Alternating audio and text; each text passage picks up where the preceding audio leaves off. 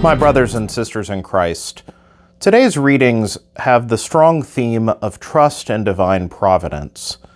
In the first reading, we hear the story of Jacob, or Israel, as he's now called, as he has this vision as God tells him to go, that now in Egypt is the destination.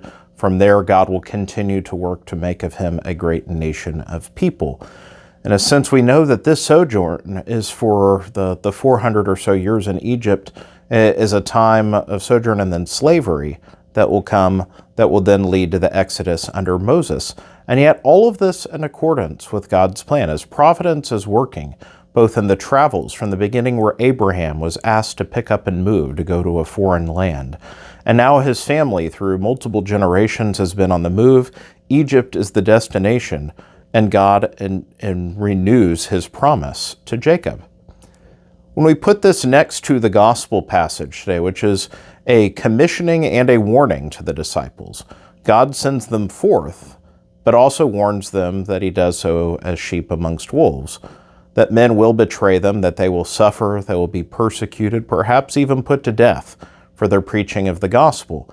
But he also promises both that he will help them, that they must not know how to handle this on their own, but the help of God will be with them in all things, and that there will be great reward for those who endure to the end. All of this speaks to the need of trust and divine providence, which so often we try to figure out the storyline ourselves. We try to manipulate the outcomes, to make our plans, to take care of all things, to protect ourselves, when in fact, God asks us merely to discern his will and to be faithful. He promises his aid at every turn, that we are secure in him.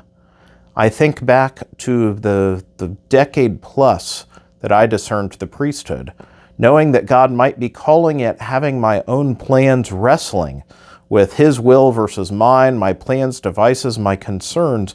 And I look back now that I've been a priest for these many years and wonder how I could have ever doubted. Because indeed, God's aid has been at every turn. And the great hardships, the trials, all of them, God, his grace has been more than sufficient for me. So why did I ever doubt? Why do I ever doubt? And the same for each of us. We don't need to have all the answers figured out.